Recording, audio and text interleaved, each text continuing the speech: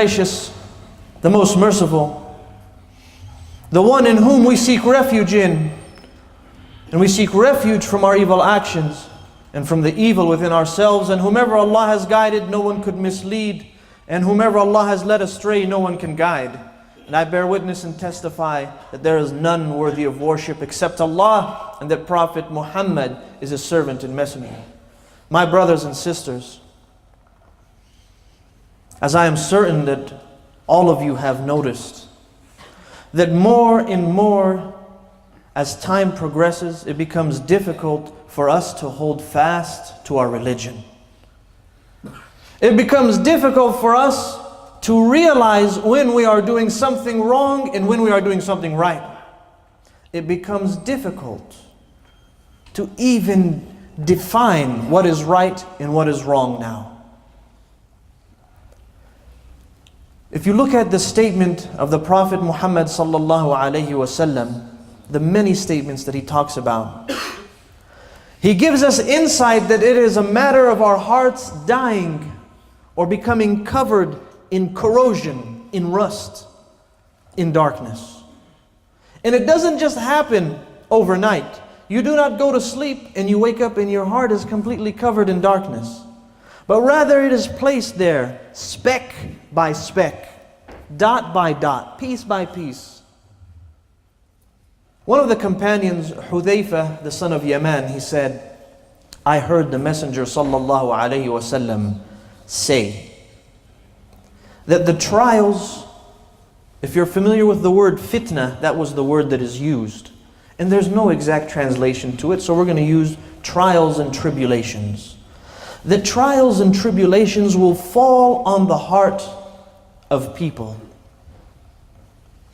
And whichever heart accepts the evil that comes with those trials, he will have a speck of darkness placed on his heart.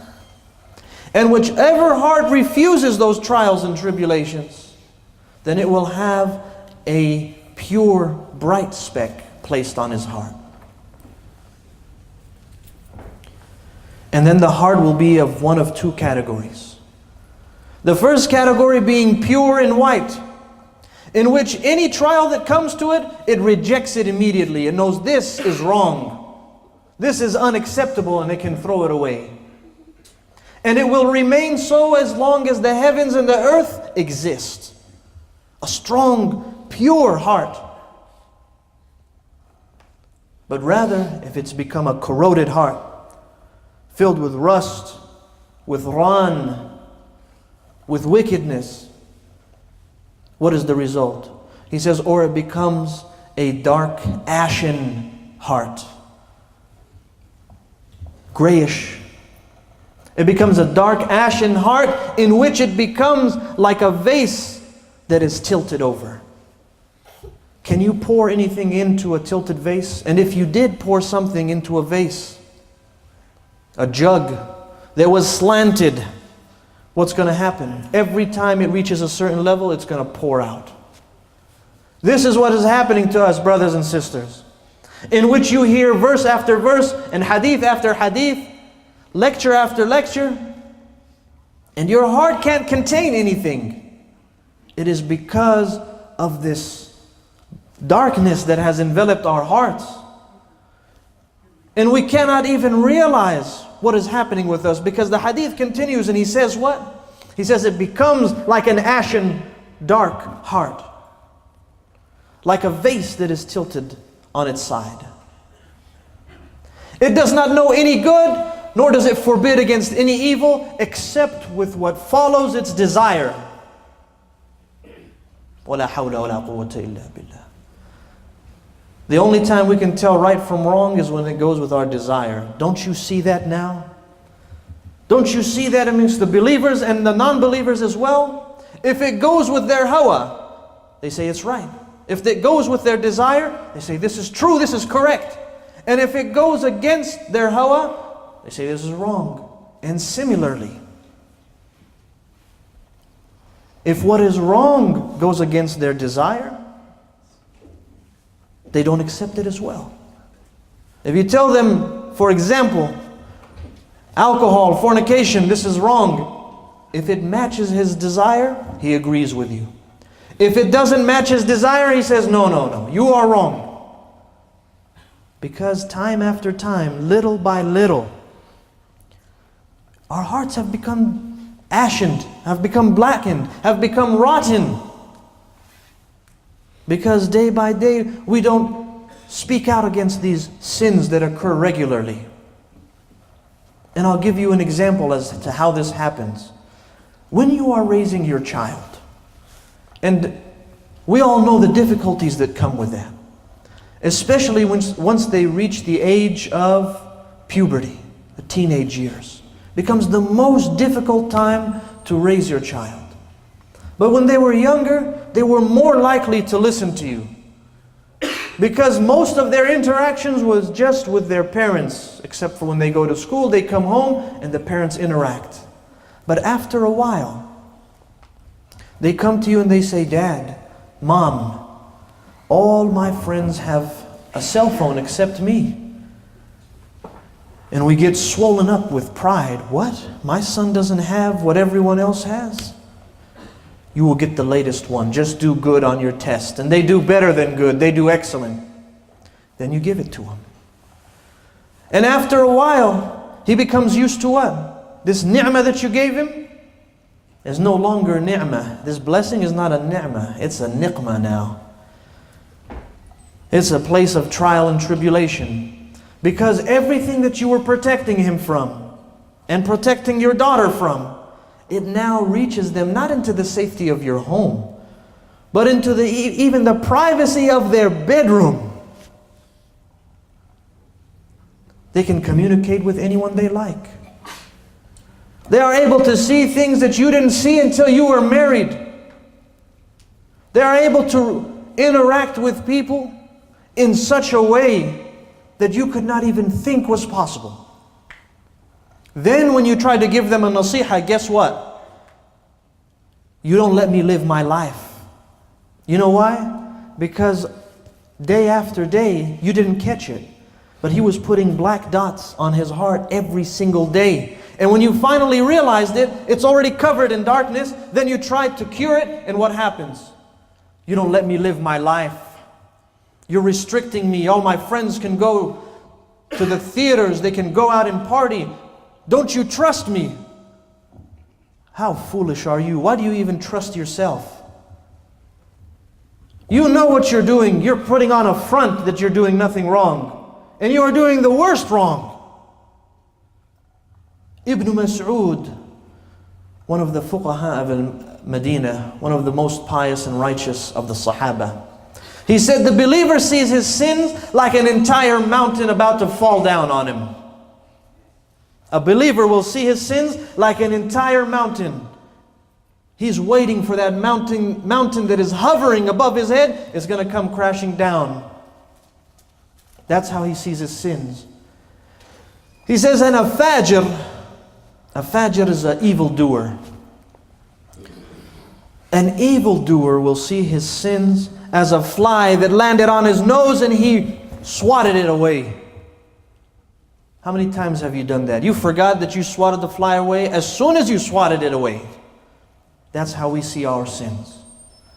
Whether it be flirtatious, promiscuous behavior, whether it be selling pork or alcohol or gambling or fornicating or adultery or riba, it doesn't matter. In every place in our lives, we have defiance and disobedience of Allah. Every time. You look at our schools, whenever we send our kids to school, subjects of batil and fisq that make no use for you whatsoever. Why does a child need to learn to dance and prance and sing? Why does a child need to learn how to play an instrument?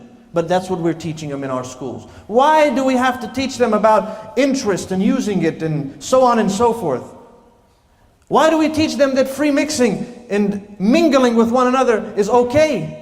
And wallahi, before they reach 15, 16 years old, they've already lost their virginity.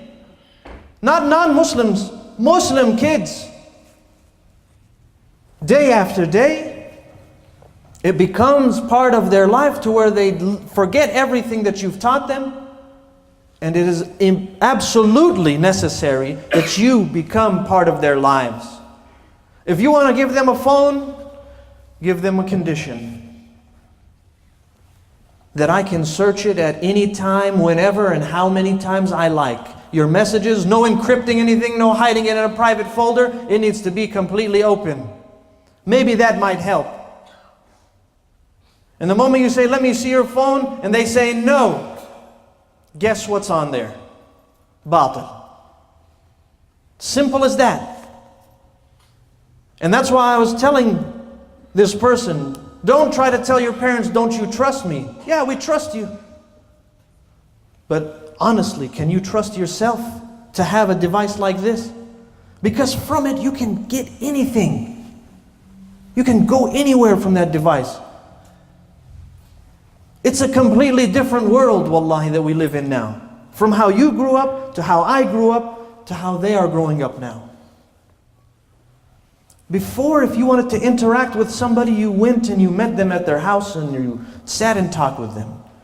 And now it's not like that. Your daughter, that you say you're not going to your friend's house, you stay in your room. She's 16 years old. I don't want no boys taking advantage of you. She's messaging them. They're messaging her. And it's not an example of maybe. It is going to happen. Wallahi, no matter how good your daughter is or how good your son is, all it takes is they're going to say, we're just chatting. Don't chat. How do you think all relationships begin? They bump into each other and they say, I like you, let's go to a hotel. It starts by, hi, hello, how are you? Let's get some coffee, let's go out for a drink, let's go here, let's go there. But when every aspect of our lives, when we're in our stores, we have to have the lottery tickets, we have to have alcohol, we have to have pork, we have to deal in interest. And then when we're at school, they have to learn all this batil. When we're at home, they have to be able to watch movies that are muharrama, that have all sorts of fornication. When we speak to one another, it's always with cursing and putting down, zero akhlaq. Which part of our lives, which place do we hold sacred? Even the mosque. People come to the masjid. They're still annoying one another. They're still distracting one another. They either come with, smells that are not permissible, or they are backbiting one another, or they're talking about one another, or they don't let somebody feel welcome in the masjid.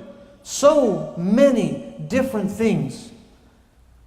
So I ask you, in which place should we correct our actions? We should start, wallah. We should start. And we should not pretend like our goal in life is to just provide housing, shelter, and food. You are a leader. You are a Muslim man. You are a Muslim woman, a mother in charge of your household. You cannot just turn on the television and assume that they're just going to grow up. They have no akhlaq. They have no language. They have no religion. You might not be able to cut it off all at once, but you can start by limiting it. And you can be realistic. None of our children, ourselves, nobody is a malaika. Nobody is an angel. So you should know we're going to fall into sin. But that child needs to know how to go back and ask Allah for forgiveness. We need to know none of us are perfect. So that when we see something from our spouses, we forgive them. When our spouses see something from us, they forgive us. This is how a Muslim needs to be. I need to correct my beliefs. I need to correct my actions. I need to correct my deeds. I need to purify my money. Somewhere, start somewhere. And slowly wean yourself off. Slowly take yourself off of this fisq and dhulm and fujur. This evil and wickedness and wrongdoing. May Allah turn us back to the straight path and make us from those that follow the sunnahs of Prophet Muhammad sallallahu alaihi wasallam. May He make us steadfast on this religion and fill our hearts with iman and purified, and make it from those that accept the advice and the teachings of Prophet Muhammad sallallahu alaihi wasallam. نسأل الله سبحانه وتعالى بمنه وكرمه أن يحبب إلينا وإليكم الإيمان وأن يزينه في قلوبنا ويكره إلينا الكفر والفسوق والعصيان. اللهم أرنا الحق حقا وارزقنا اتباعه وأرنا الباطل باطلا وارزقنا اجتنابه اللهم لا تدع لنا ذنبا إلا غفرته، ولا هما إلا فرجته، ولا دينا إلا قضيته، ولا حاجة من حوائج الدنيا إلا يسرتها يا رب العالمين. ربنا آتنا في الدنيا حسنة وفي الآخرة حسنة وقنا عذاب النار. وآخر دعوانا أن الحمد لله رب العالمين، وأقم الصلاة.